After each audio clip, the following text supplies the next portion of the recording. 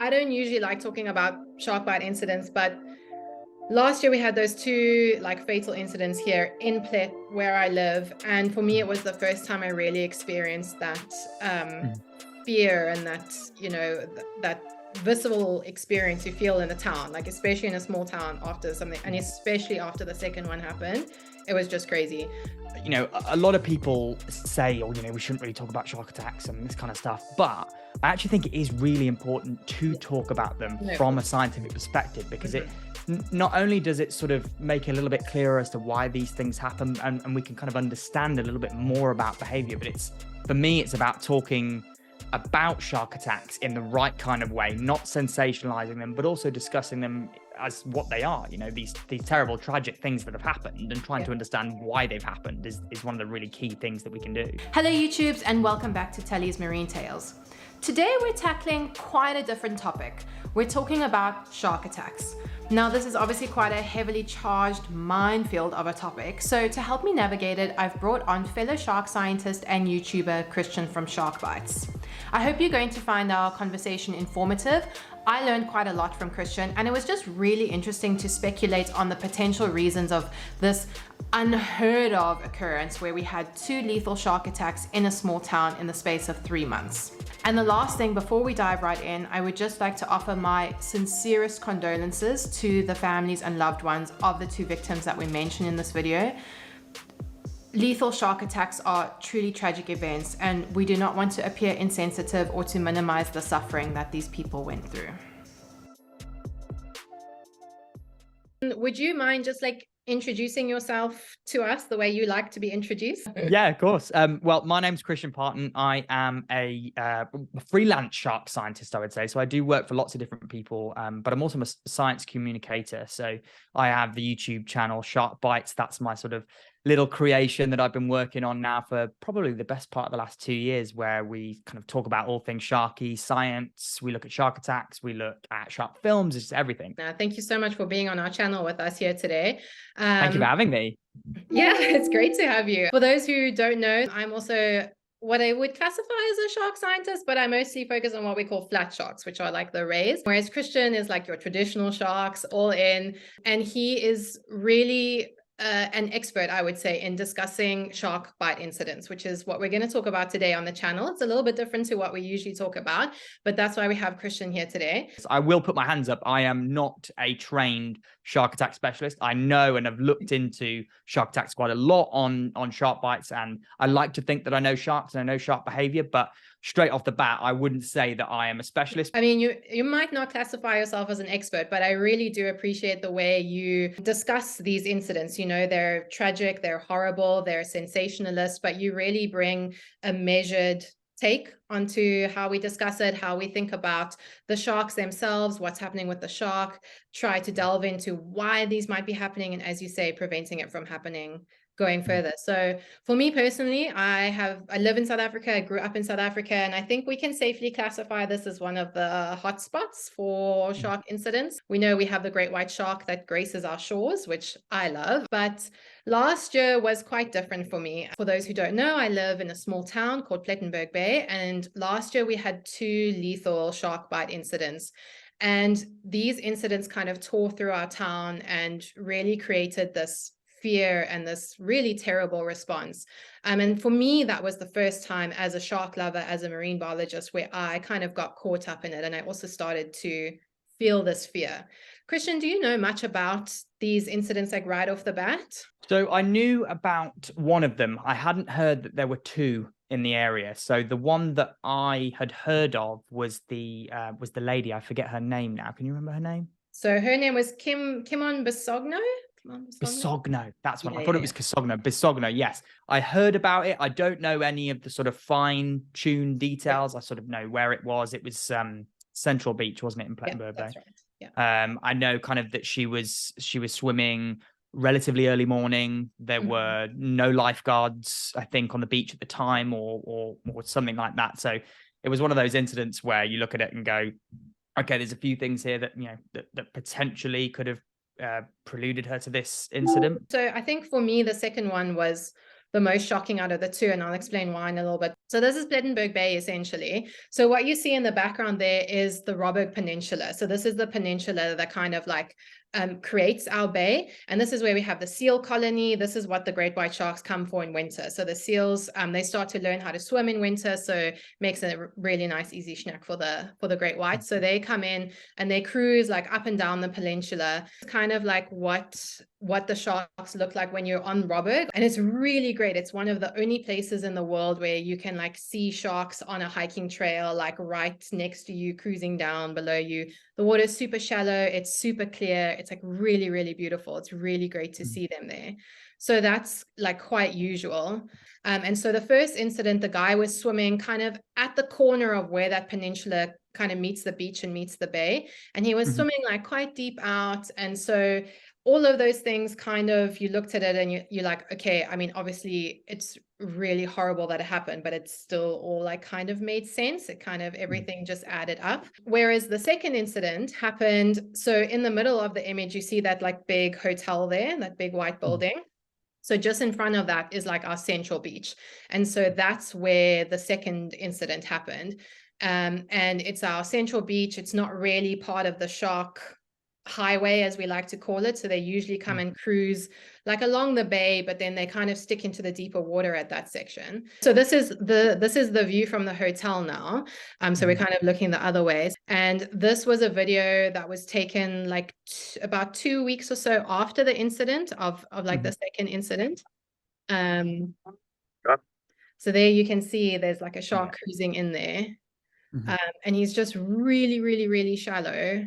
And he comes into this corner here, like into the corner of the bay, which was like, we never see sharks there. We're like, what are you doing here? So this is kind of like what people saw from the hotel. And you can see it's so shallow, like the dorsal is breaking the surface there. Yeah, that's particularly shallow. So he's almost in the breakers. Precisely. And so this incident, the woman, she was wading essentially in this kind of like knee-deep water almost, and a shark had come up like that, and yeah, that's how it happened. So that for me was why it was so scary, because it's in this really, really shallow area where you don't see sharks, and all of a sudden you have this like shark cruising past and you're like, what's happening? Yeah. Exactly. I think that is it's a very interesting behavior, and I think one of my first things that I would speculate on is, I know from research papers that have been released, there has been this eastward shift for white sharks across South Africa, so moving from west to east. So from places that traditionally had sharks like False Bay, Gansby, those Cape Town, those kind of places, the sharks that were there have moved quite pronounced, in an eastern direction. And I'm wondering whether what's happening here, because of the pure volume of sharks that are moving east, so you're getting the sharks moving across, some have come, more have come into Plettenberg, and I'm wondering if there is an increased competition for the resources that are in Plettenberg Bay. So if you have started to get a significantly greater number of sharks in Plettenberg, there's only going to be, a certain number of sharks that seal population can sustain. We know that great white sharks can be quite territorial. We know that bigger individuals can sort of, scare off smaller individuals in certain situations like that. And so I'm wondering whether the shark that, I know it's a very fine scale movement here, we're only talking about a few miles, but the shark that has ventured into those shallower sections on Central Beach, has that shark been perhaps displaced by, some larger individuals that may have moved in closer towards that seal colony that's on the peninsula? I'm not sure. Perhaps that could be a reason. Yeah, I mean, that's a really good valid reason. And you read these papers, do you know of the hypotheses of why the scientists think the sharks have shifted their distribution? Yes, those bloody killer whales. Yeah, precisely. Yeah, Port and Starboard. So yeah, Port and Starboard are the two killer whales that seem to have taken a taste to great white shark livers, and just caused them to move east, because these sharks are literally frightened for their lives. The killer whales have become exceptional great white shark hunters, and there is footage of it online, and it's one of the craziest things I think you'll see from a piece of drone footage that involves sharks, because this great white shark has been essentially flipped over into tonic immobility by a killer whale, and then its liver has been removed, very carefully removed as well, by the killer whales. It's an incredible thing to see. If you haven't seen it yet, I'd definitely go and recommend anyone watching this. Yeah. So yeah, I think it's those bloody killer whales. Yeah, for sure. I mean, last year winter, it's our shark season, so we often see like quite a lot of sharks, but last year the sightings were just off the chart. So you see these two images here, they came through on like our shark WhatsApp group almost every day, of like a great white shark pretty much in the breakers cruising up and down. And this image here on the left is like my favorite image, because you can just see the shark. It's so shallow, you can see it in the barrel of the wave. You're like, what is happening? And I actually even got some of my own drone footage, and you can like just see how shallow the shark is here. It's like probably about a meter deep, maybe. But then this video, you can actually see the shark like disappearing into the breakers, which it's just insane. So you see how shallow he is. And it's like, hi, shark. He's in the whitewash. Come on. See you later. Yeah. So we had a bunch of these sightings last year, and I managed to speak to one of the scientists who wrote that paper in June this year. And she was saying that just before all of these sightings happened, Parton Starboard had been seen in Mossel Bay and had actually like had one of these like lethal attacks on the great white shark in Mossel Bay. And so, I mean, the theory is that then all of these sharks left Mossel Bay and kind of came into Plettenberg Bay and were just cruising up and down here. And I reckon what you said about competition would be right then, because you'd had all of these sharks that would usually be spread out in a much wider range, all kind of just being like squished together in one area, and could potentially be like why both of those incidents happened. Yeah, absolutely. I think as well, just from a pure statistical standpoint, if you look at it, when you have more sharks that have come into an area, statistically, it is more likely that an incident will occur. That's just the matter of facts. You know, a place like Plettenberg Bay, I don't know what the sightings were like sort of pre-2017, but I can't imagine they were anywhere near as high as what they would have been in 2022 and 2023. So that it just shows you that that massive increase there is potentially going to increase the likelihood of negative incidents, whether it be, you know, sharks are competing against each other for resources with the seal colony, and some are being territorially outed by larger sharks, whether it's just a case of some, you know, younger sharks exploring and trying new areas out that they haven't, you know, tried before. And I think on top of that, there has been a lot more people moving to and living in Plettenberg Bay. It's historically been a very holiday-driven town, but since COVID, everybody's kind of like moved to smaller towns and stuff. So the population here is also growing quite a lot. So I reckon that, you know, that adds to that chance of these interactions happening. Yeah, absolutely. As soon as you get more people in the water and, you know, more sharks in the water, there are going to be more incidents. It's just it's a fact of life. Yeah. But it's about, I think, as people trying to kind of mitigate some of these circumstances. So I don't know what Plettenberg Bay's shark kind of beach protocol things are like. I don't know. I think that was probably, you know, could have been part of it as well. I don't know how quickly Bisogno, for the Bisogno incident, how quickly she was able to receive medical attention.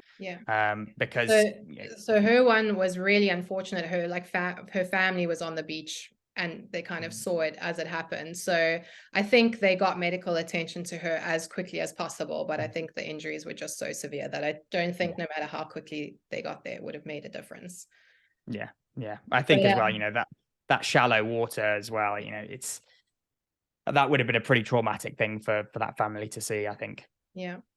I mean, what do you think? I mean, in that instance, you know, we've been talking about like competition and increased likelihood of shark-human interactions. But when we think about a great white shark and its sensory capacities, and we're talking about very shallow water, knee-deep water, waist-deep water. It was probably fairly clear at the time, but I do know it was like an overcast day. So like probably a little bit of visibility, but not the best visibility. So obviously the shark would have come up against just sort of these like two legs in the water.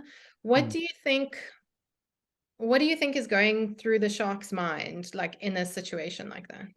It's tough to say exactly because we don't have the full details about the conditions of the day. The fact that you mentioned it was an overcast day straight away, relatively early morning, those are two conditions there that would make visibility less clear in this situation. So I think that does play a role.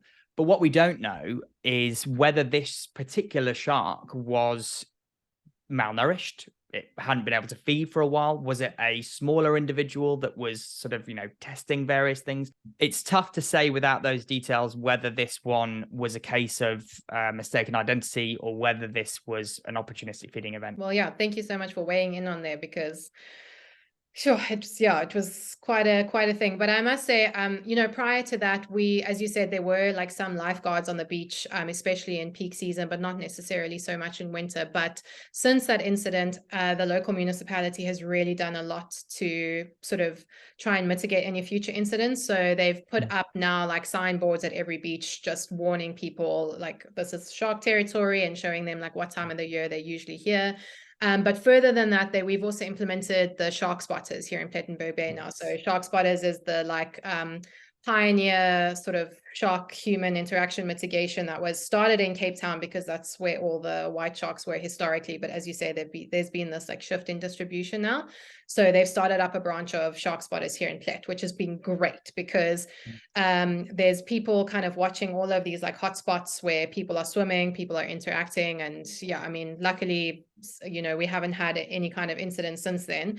And I think it's going to be great going forward, because it just gives people like a sense of safety and a sense of, okay, there's somebody watching the water. So it's not a foolproof method, but it's definitely a big step in the right direction.